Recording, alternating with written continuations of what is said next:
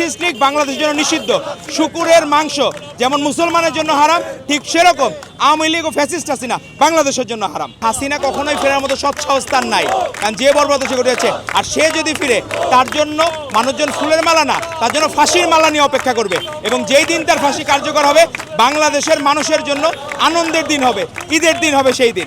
সে তো মানসিকভাবে খুবই ভীতু মহিলা, মানে বর্বর ভীতু। এরকম বর্বর ভীতু বাংলাদেশে কখনো আর দেখে নাই। শেখ মুজিবও খুবই ভীতু ছিল, খুবই ভীরু মানুষ ছিল। সে কিন্তু স্বাধীনতার ঘোষণা দিতে চায় নাই, কারণ সে জানতো যদি স্বাধীনতার ঘোষণা দিত, কোনো কারণে দেশ স্বাধীন না হলে তাকে ফাঁসির কাজটা ঝোলা লাগতো। এই জন্য সে কোনো দিন বাংলাদেশের স্বাধীনতা ঘোষণা করতে চায় নাই। সেরকম ওই জিনগত কিছু ত্রুটি থাকে, তো জেনেটিক কিছু ত্রুটি আছে শেখ হাসিনার মধ্যে, তো এরা অনেক ভীরু। তো এই নিঃসন্দেহে হাসিনা কখনোই ফেরার মতো সৎ স্থান নাই, কারণ যে বর্বরতা সে ঘটেছে। আর সে যদি ফিরে, তার জন্য মানুষজন ফুলের মালা না, তার জন্য ফাঁসির মালা নিয়ে অপেক্ষা করবে। এবং যেই দিন তার ফাঁসি কার্যকর হবে, বাংলাদেশের মানুষের জন্য আনন্দের দিন হবে, ঈদের দিন হবে সেই দিন। তো আমরা অপেক্ষায় আছি যে এরকম ফ্যাসিস্ট বর্বর যদি সাহসিকতার পরিচয় দেয় ফাঁসির কাজটা ঝোলার মতো, তাহলেও তার মানে অপরাধ পাপমোচন হবে না। যে পরিমাণ অপরাধ সে করেছে, তার পাপমোচন করা সম্ভব না।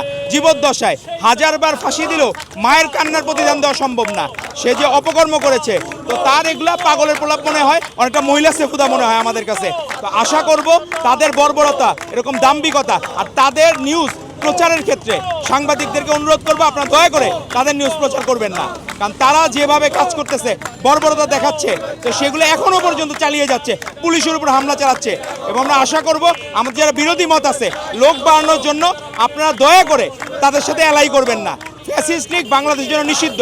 শুকুরের মাংস যেমন মুসলমানের জন্য হারাম, ঠিক সেরকম আওয়ামী লীগ ও ফ্যাসিস্ট হাসিনা বাংলাদেশের জন্য হারাম। হাসিনা দেশে ফেরা কি সেটা এখন বাংলাদেশের জন্য অপ্রাসঙ্গিক।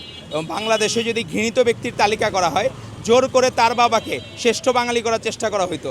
এখন যদি শ্রেষ্ঠ ঘৃণিত ব্যক্তির তালিকা করা হয়, শেখ হাসিনা থাকবে 1 নম্বরে আর তার বাপ থাকবে 2 নম্বরে। কারণ বাংলাদেশে এরকম ফ্যাসিস্ট ইতিহাসে বিরল। কারণ এরকম ফ্যাসিস্ট মানে বাপ আর বেটি মিলে যে এরকম ফ্যাসিস্ট হইতে পারে, এটা অতীতে কখনো দেখা যায় নাই। তো অবশ্যই 5ই আগস্ট আর লাগবে না।